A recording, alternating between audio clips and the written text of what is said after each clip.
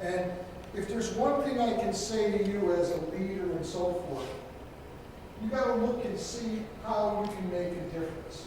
You know, one of the things that I would say, without a doubt, is that this is life. There's going to be ups and there's going to be downs. And how you react to that as a student, leader, athlete on your team is key. You know, you can have the optimistic person here sitting on the bottom, or the person up here on the top that knows that that person's going to get off and drop it down and bust their butt and be a pessimist. But, you know, when you think about this, you know, this is what, you know, I'm hoping to bring across to you. Because, you know, some of you that have had me in class know that I would tell you that human beings are 97% water. And all the rest is what? Anyway. Should I put pressure on you? You can't remember. It's attitude. And if there's one thing you can bring to your teams, it's a can-do positive attitude. You know, one of the things, you know, I had a lot of dear friends that were on my soccer team with me. We've been friends for life. And they're basically your brothers and sisters when you get that closeness. And you as a leader can help bring that together. You know, yin and yang, good and bad. And then, you know, you think about it. In everybody's life, there's hurdles. You know, there's certain things that you gotta face. You know, for example, you know, here are 3 hurdles that I thought about when I was thinking about talking to you tonight. The I can't hurdle. Okay? People have negative thinking. You know, there was a study done on people's thinking with track and field athletes. They put track and field athletes in a room, half of them. They were all distance runners. They played music 15 minutes before the race. And then he put another group of people in another room. And they told them they wanted them to chant something. And that was, I'm not tired. I'm not tired. I'm not tired. And so for 15 minutes they chanted that. They went out and ran. Guess which group did better? Anyone? Any takers? Anybody want to take? Is there anybody here who's a risk taker? You're a risk taker, Alex. I'm so proud of you. Okay? What do you think? The group that chanted, I'm not tired. The group that chanted. And they measured them. They took their blood, believe it or not, the scientists after this. And they found, you know, both teams. And they found out the blood had less sugar use or whatever, and you exercise scientists, and I know nothing. All I know is the people that chanted, they didn't get tired. So one of the things I'd say to you is, your mind is really powerful. We only use 20%. I think that's a proven fact from studies. So, you know, get that I can't out of your thinking. You know, the second thing I had here was being afraid to fail. You know, you're in a tight situation and all of a sudden everybody tightens up. That's not when you tighten up. You loosen up. You have confidence in your ability. Babe Ruth. Everybody here know who Babe Ruth is? Baseball player? What do you know about him? Anybody? You know something about him? That's I never played. Maybe. Okay, a lot of good people out there. I like that. You took a chance. Way to go. Boom. Okay. Another, he hit 714 home runs. He batted .342. I don't know how many times he was the MVP of the American League, and he played for the New York Yankees. Sorry for you Yankee haters. We're coming back. But by the same token, he struck out 1,330 times. Okay? So he faced failure. He was not afraid. He was taking a swing. He was swinging from the hips. And then, you know, I always have to bring in some academic stuff because teaching at a college, you have to do that. Albert Einstein, okay? Anybody know anything about Albert Einstein? You know something about him? Okay. You do? Wasn't he a dropout? He was a dropout. He was told he was a dope. But he also came up with a formula, E equals MC squared. Now I need you to explain that for me. I can't do it. No, I can't either. But it was a brilliant thing. But what most people don't know, 90% of his formulas and math equations were wrong. But again, 90% wrong. But man, when he hit that 10%, it was a big one. Then, one of the hurdles we face is handicaps. You know, take for me example. I'm not very smart. Second thing is, I'm Irish.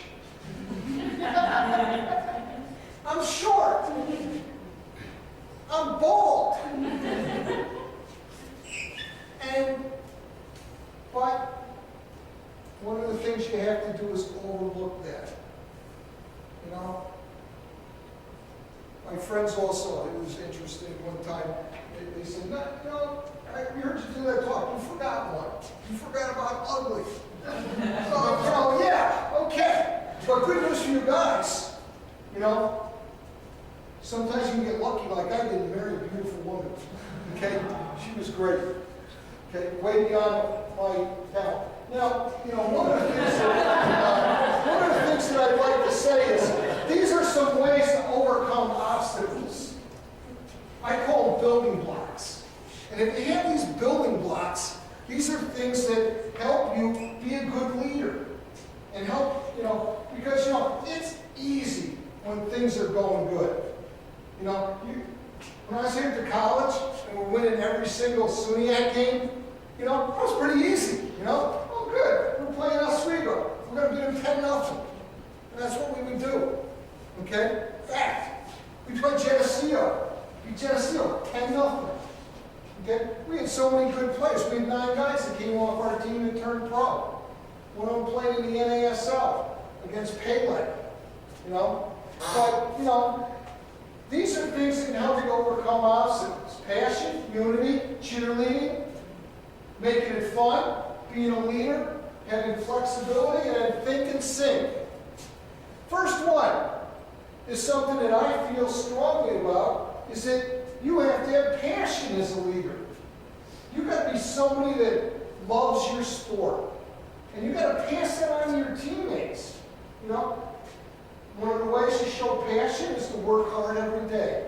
You've got a good work ethic. You know, if you work really hard, you know, good things happen. You know, one of the things I'd say is make it an everyday thing. You know, if you give up or you slack off or do something along that line, and I know that I'm preaching to the choir right now, because you're the creme de la creme. Positive energy, how you approach practice, you know? And that's hard because a lot of you are taking difficult academic programs where you have papers and tests and you got those people that give you a quiz all the time. You know those people? That's me, people. I give quizzes all the time. You read something in my class, I expect you to know it. I throw a little quiz out there and yeah, everybody's sitting here like A minus people here, but you know, your energy, positive, can do. You know, Norman Vincent Peale is a person who wrote a book called The Power of Positive Thinking. And I'll tell you right now, I'm a person that believes in reading. I read everything and anything I can get. I've studied coaches. You know, one of the things that when I was coaching in high school, first 5 years, you know, I had okay success. You know, my teams were pretty good. You know, I had some great people that I worked with too. You know, and I started studying what do the best people do. Same thing with my athletes. I studied what do the great athletes do. You know, what made Michael Jordan great? Okay. You know, And I remember sitting at in a meeting with a student teacher that I had. And this is a guy, he loved track and field. Oh my God. He was passionate about it. Of course, I'm a basketball person. Okay, I'm a basketball person most of the time. I coach tennis too. All right? I coached tennis by accident. I had kids ask me and beg me to coach the tennis team because their other coach wasn't so good. Not that I was going to be any better because I really didn't know that much about it. But what happened is they said to me, we know that you'll study and you'll figure out a way to become a decent tennis coach. That first year I took over a team, it was 1-15. The next year we went 15-3. Same kids. But I did get them playing all summer. Okay? So having a plan of action is key. But I remember sitting with this young man who was student teaching with me, and we started talking about track and field. And I talked about feeder systems and things like that, and getting everybody excited about the sport and pump up your whole community and so forth. And I remember running into him after he got a teaching job after about 3 or 4 years, and he said to me, "Hey, Coach, I did exactly what we talked about. I got everybody excited about track and field." And I said, "I noticed in the papers you've done fairly well for yourself at Saratoga Springs." And if anybody knows anything about Saratoga Springs, track and field and cross country, it was great. They've been great for a number of years, and since Art Kranick was there, they were tough. One of the things that you got to have is persistence. Passion and persistence go hand in hand. Because again, everything's not going to go your way. And how you handle that bump in the road is critical. It's a critical thing. This takes us on to, and our next one is having unity. And when I talk about unity, I'm thinking about getting yourself to get outside of yourself. Share your talents with your team. Share a spot. Think team first. And I'm a person, you heard me say earlier that I thought reading was power. I read everything. Well, a few years ago, I got hooked on reading about mountain climbing because I was trying to think of ways to unify my team. And so I read a book called In Thin Air. That was the first one I read, and then I read about 10 other books. And it talked about a situation where people actually died on the mountain. But before that, Mount Everest, this is Mount Everest, by the way, no one had ever climbed it until 1953. 29,029 feet. Sir Edmund Hillary was the first person to get there with his Sherpa, Tenzing Norgay. Now, anybody know what a Sherpa does? Guides them up the mountain. Another good answer. I love it. Boom. Now, one of the things you need is that teamwork of people working together, of people having roles. Roles are key on a team. Take mountain climbing. You've got to have somebody that gets all the supplies, correct? You need somebody to watch and take care of the shelter, building a shelter. Okay? Because what happens if you're on the mountain? Anyway, just pretend like you're in Brockport. You freeze to death. Okay? You freeze to death. You're in Brockport. Okay? I was freezing from the parking lot coming into this building tonight. You have to have another person handle the food. Food is key. No food, no fuel, you're going to die in the mountain. And that's the truth. And mountain climbing, that's serious business. By the way, what is the ultimate goal of a mountain climber? Okay, everyone thinks that. But the real truth is not only get to the top, but get back to the bottom safely. Okay? Because a lot of times people don't. Then you need somebody to take care of the ropes. You've got to make sure those ropes aren't frayed. Because the last thing I want is if you didn't check the ropes and me to be on that other end. Frayed ropes break. And then probably one of the most important things that somebody has to have is they got to have water. Because if you become dehydrated in the mountains, you're big trouble. You know? How do you get water? From a stream, okay, you're on Mount Everest, you're up to 28,000 feet. You think that water's going to be flowing? Okay, maybe, okay. What?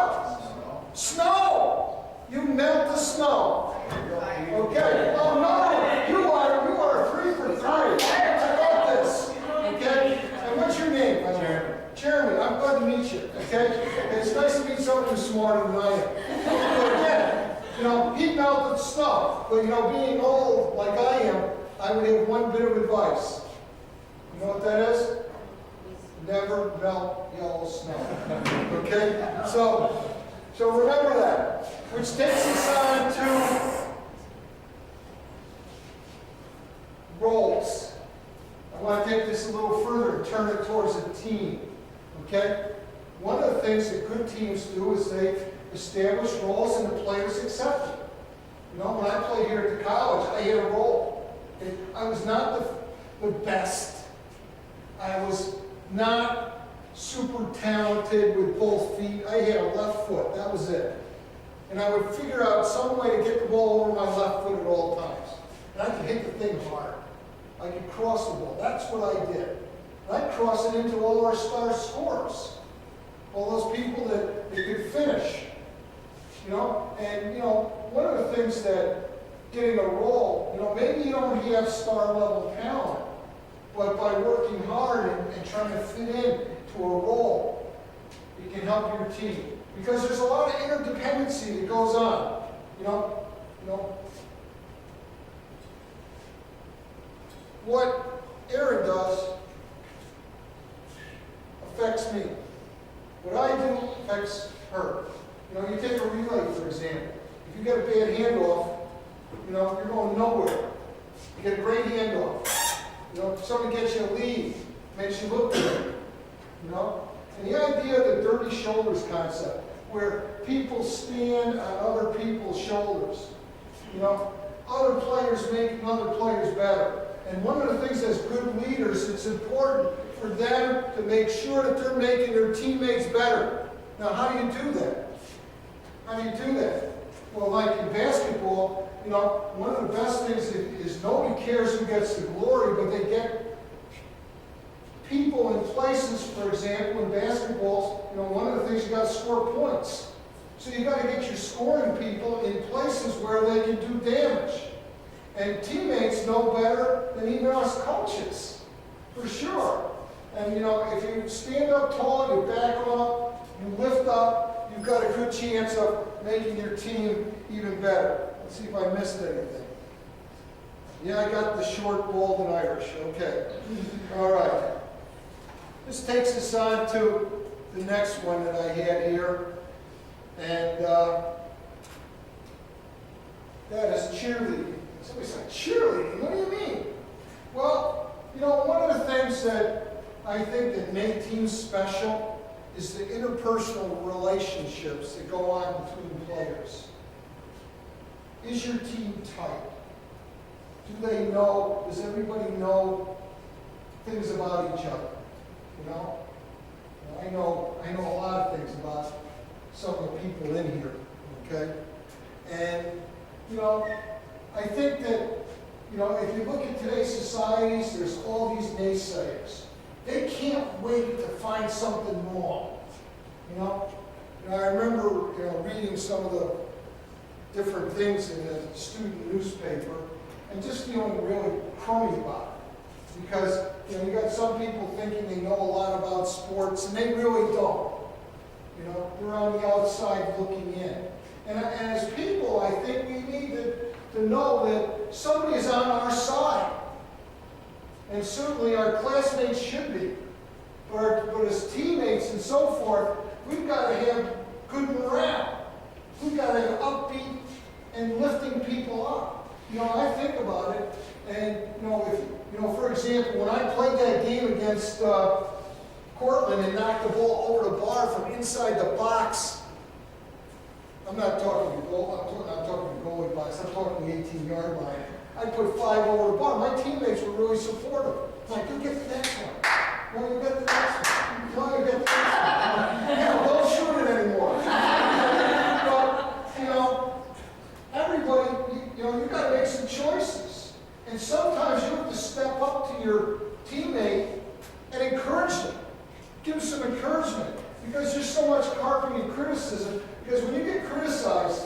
continually, you lose heart. And, you know, you want that fighting spirit. You want that thing. Well, here's an example. You get a penalty kick. Okay, somebody's got a penalty kick. There's 2 minutes left in the game. Okay? You're down 1-0. You take the penalty kick and you miss. You as a team leader, how do you react to your teammate? You say, don't worry about it, we'll get it back. We're going to keep digging, we're going to dig it out. You know, I've seen scenarios where I saw a sectional final game with my daughter. My daughter was playing in sectional finals in high school. She's one of the ones who went to Syracuse University. She had a full ride. She's one of my favorite daughters. And my daughters, by the way, rank themselves. D1, D2, D3, D4. You know, you don't want to be D4. Okay? But anyway, she was playing, and we were playing Penfield, Rockford versus Penfield, and she was a 9th grader. And they gave up a goal. They're down. There's 36 seconds left in the game. They go down. Okay? And there was a stoppage in play while they're going to set it back up. And I was so proud of her because she pulled her teammates together. And she goes, Julie, you got to get a goal. Now, Julie Rule was an All-American. She says, we'll get it to you. So the ball came in. She got it. She kicked it. She kicked it to Julie. Julie scores. Tie game. 5 seconds.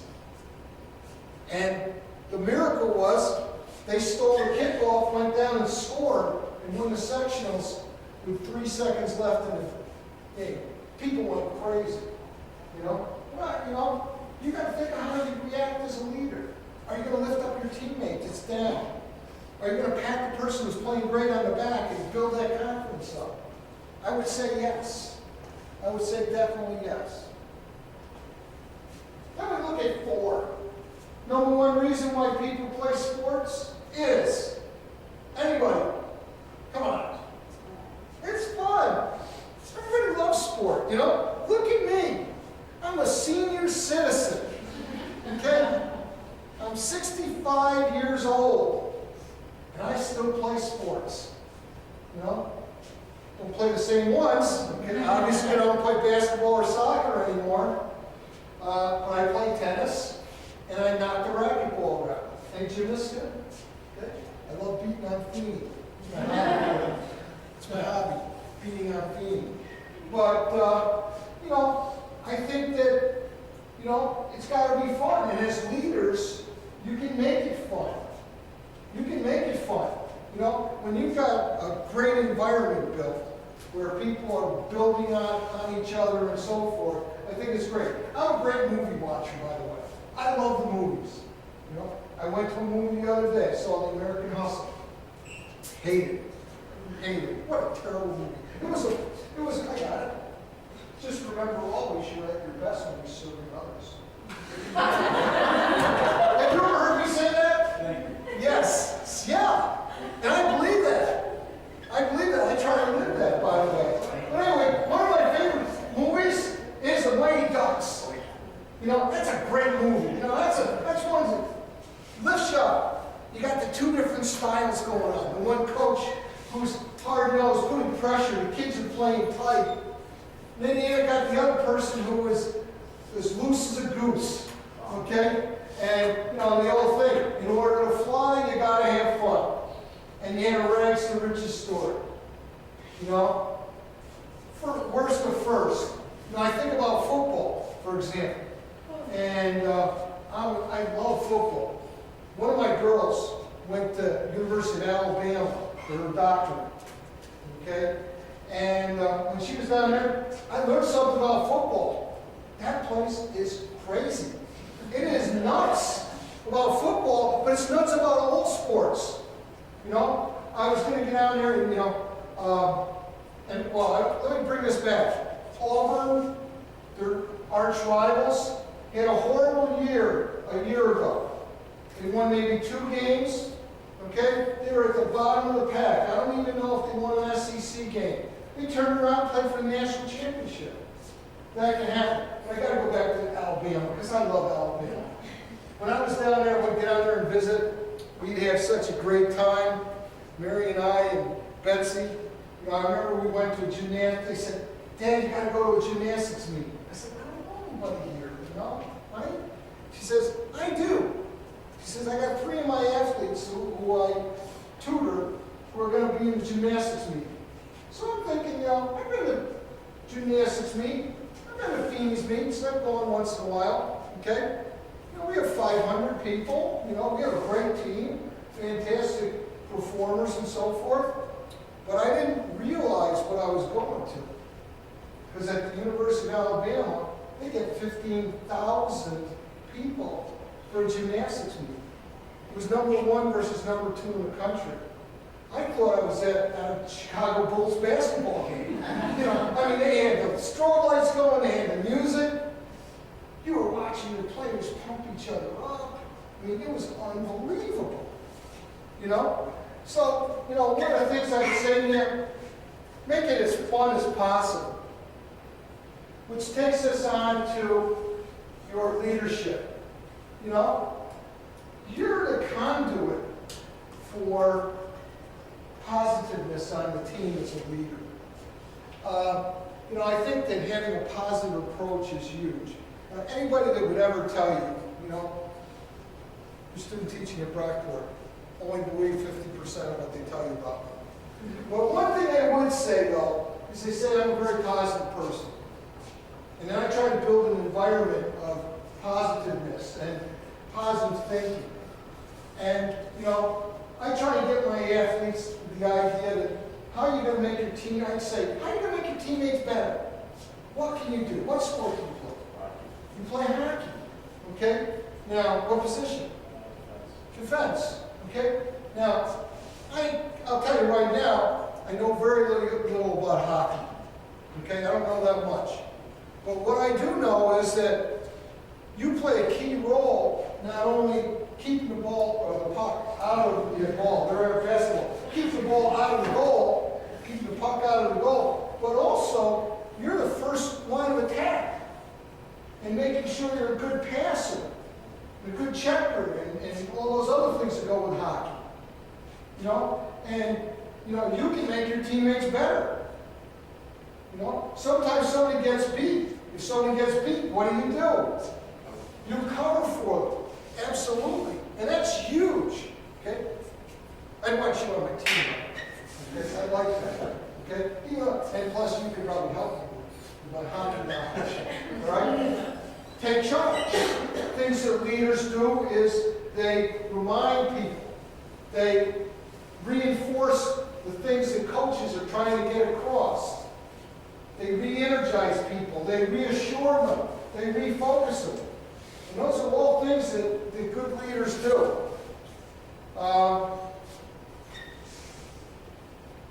And you can do it a lot of different ways, by the way. It could be just being quiet, just doing your job. Okay? But a lot of times you've got to step out of that comfort zone and step up and be vocal. Okay? I gotta run, but these guys are gonna stay and they'll Okay. catch up. All right, okay. And then lastly, I always got to throw a quote out there. Napoleon, okay? Leaders are purveyors of hope. So one thing that I would say to you is you have to make sure that you're providing a positive thought for your team. Step up. Now, we don't have too much longer to go. I'm getting near the end here. One is, number 6 here is that you got to have flexibility. Okay? I come from a family of Marines. Matter of fact, my dad said to me when I was graduating from high school, "You are going in the Marines like the rest of everybody else." I'm like, I've been in the Marines, Dad, for 18 years. You know, I remember those discipline things that you do where I'd be out scrubbing garbage cans until they shined. And it was darn hard to do with a plastic garbage can. Okay? All right? But I would always hear Semper Fidelis, always faithful. Now that is the Marine Corps official motto. They had another one called Semper Gummi. Now I don't know if anybody knows Gummi. It's a cartoon cartoon character. He's the green one, by the way. And he's real flexible. Okay? And as a leader, you got to have some flexibility. You know, you've got to be creative. Certainly, you got to be coachable because you're the again, the conduit that everybody else is seeing. You're the stars of the team. And if you've got a good attitude and you're working hard, that makes other people work hard. You know, I was on a soccer team here at Brockport, and I see my best friend, Doug May, working his buns off. Made me want to work harder. Okay? You know, eager to try new ideas and approaches, not being rigid, not being stuck in a rut. Don't be set in your ways. Always have an open mind. And being flexible is a key thing. You know, one of the things, you know, that I have to throw this up here. Here was one of my favorite entertainers as a kid. Jimmy Durante. What do you think about that face? Okay? Kids in my school, when I was in high school, voted that Jimmy Durante was better looking than me. Okay? That's a fact. Okay? But Jimmy Durante was an entertainer. He had a gravelly voice, like this. He'd sing, he'd tell jokes that weren't funny. His singing was horrible. But everybody loved the guy. And I think part of it was his heart and how he connected with people. You know? So anyway, old Jimmy Durante was going with the USO to entertain the troops, okay, overseas. And so he was supposed to perform for 15 minutes. And he went on for 45 minutes. He wouldn't stop. And somebody asked him after the 45 minutes, Jimmy, why didn't you stop? He says, well, here's what I saw. I looked out in the audience, and sitting right in front of me was two soldiers who each had lost an arm. Lost an arm. He says, and when I was telling my jokes and singing my songs, they were laughing like crazy, and they were applauding, working together, each one with their hands. Now, if that's not adaptability, if that's not getting it done, I don't know what is. Good story. Remember Jimmy Durante? You can look him up on YouTube. Okay? Which takes us to number 7, which is one of my last things I have here, is thinking in sync. Leaders are people that set goals. Leaders are people that are cohesive, that play off of one another. Okay? You know, very important in the sport of basketball. You know, people reading like somebody else does. You see somebody's open, you give them the ball. Okay? If somebody's running a fast break, somebody has to sprint ahead. If it's soccer, you know, you got to make sure that you maintain ball possession. If it's track and field, you got to make sure you know when you want to make that move. Okay? Now, I don't know that much about track and field, but I used to give my daughter advice all the time, like every parent. You know, I say, hey, you know, get out there, run really fast, and keep making left-hand turns. You don't let anybody finish in front of you. You know, it worked. It worked. But, you know, so one of the things in thinking in sync is knowing things before it happens with your teammates. It could be a head nod. It could be eye contact. It could just be a feeling. Okay? You know how that comes in your sport? You just have a feeling. You know, when you make that run in soccer and all of a sudden that ball is put right on your foot from your teammate. And I think by bonding, by handling pressure, and one thing that we have, again, remember early teeter-totter? You're going to have success and you're going to have adversity. And how you handle that is absolutely huge. You know, one of the things that I wanted to mention here, I had a number of things, is that Butler University was not doing so well this year. Now that Brad Stevens is coaching the Celtics. They built a family-type atmosphere with their team. But one of the things I thought that was absolutely incredible was I was reading about it, and anytime in a Butler practice that someone dove on a boost ball or did something where exceptional, all their teammates' practice would stop at that point, and all the teammates would rush out and pick their teammate up. Think about how powerful that is, to have that support of a group. And you, as a leader, can be ones that help build that. Some things is putting all these 7 things together. Okay? I love quotes, you know. Sometimes I make them, okay? Be a part of something bigger than yourself. Teamwork is not a means to an end, but an end itself. Total teamwork is our destination as student leaders, as coaches.